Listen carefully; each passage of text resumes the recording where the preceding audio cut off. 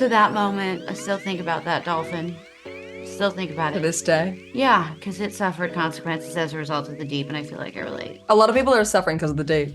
One of season 4's biggest themes is being unable to escape our past. So in that spirit, I'd like to know what scene or moment from the first 3 seasons of The Boys, good, bad, funny, sad, gross, whatever you like, sort of haunt you the most. I'm so up because I think of all the like nasty things I've seen, like Glass getting blasted, and it's not trauma. It's like I think of it, I'm like Glass getting blasted. like the, when I first watched the show, the Starlight deep moment was just like really uncomfortable. I remember I was just like, ooh. Yeah, that was a watching tough that one. That was a tough one. Yeah.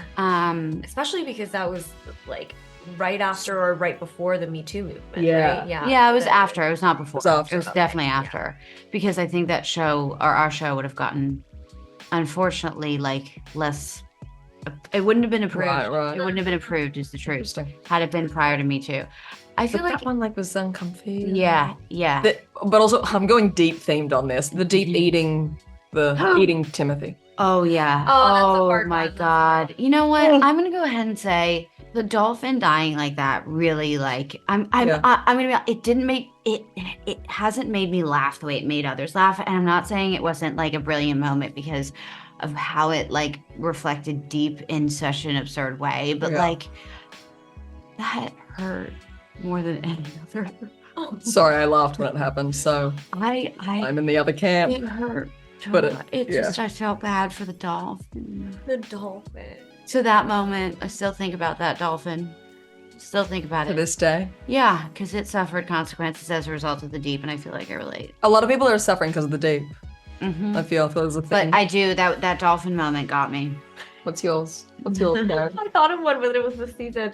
I tell you, I mean, there's so many to choose from, but one that really informed me so much about the character was in season 3, episode 6, in the mirror, talking to a self-created version of Mother Father that Homelander had created. And it was interesting because when the scene came out, it was very different to how it ended up. I saw what they wanted to do on the page, and I went to Eric and I said, "Hey, I got an idea." Eric, we have a great creative relationship, and he saw it where I wanted to go with it, and was a little nervous. And I said, I said to him, I'm a little nervous, but I think there's a whole new character that we can create. And he goes, I'm nervous, but go for it. And he gave me carte blanche. And it was just such an informative scene for the character to know. I mean, if you're talking to yourself or a self-made version of a parent sort of figure in a mirror, then that's a whole new level of insanity. So that was really informative to me and really enjoyable. For me, I guess one of my favorite scenes that kind of informed the character was probably the mushroom trip scene in season 2 when he's like on his own like journey in the Church of Scientology or the Collective. But that was challenging. It was a challenging scene. It was just sort of like, like him confronting his gills, which is like the most insecure part about him. Like, I'm a freak, and like the gills start talking to him, and he cries and like harmonizes, "You are so beautiful to me" with them. I thought that was pretty hilarious and very on brand for him. Well, there's a couple that come to mind. There's many. One is like watching the deep eat that octopus in front of me. I think that I'll never forget that. And also like a naked Homelander with a heart on, I think was hard to block that out. It's a moment too, like, oh yeah, right out of my brain. I don't feel like I was super worried because the show makes such a point of making the men do really grotesque things. Like, it's so much like male nudity and just weird sexualization to obviously like turn the tables, in a great way, that I felt pretty safe. Yeah, I was actually excited. I was like, the weirder, the better. Those first moments when you kind of see Homelander have his favorite beverage of choice, And when you realize, oh, wow, that is really strange and really psychologically weird, I was all up for it. I was like, making me do weird crap. I'm up for it. 2 years ago, you told me that you think The Boys is hopeful, and you're surprised more people don't see that. Would you describe season 4 as hopeful?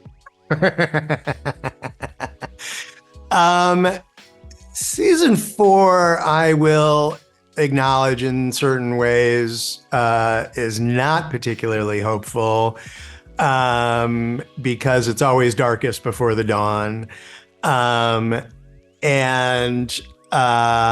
I would just say, like, wait till whenever we end the show, look at it all as a piece. And I think you'll see that this was the appropriate, color to play at this particular point in the story.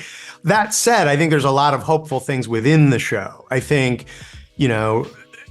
I've always said that, the thing that saves the world are just these tiny little moments of humanity, just boring stuff that doesn't play on social media, and characters finding each other, and just little moments of forgiveness and grace. And Huey's relationship with his parents this season, or Frenchie and Kimiko, or there's all these moments that are about forgiveness and mercy and all the real things that save the world, because strong men certainly don't. I think we agree that this is probably the most somber, intense, maybe even scariest season yet.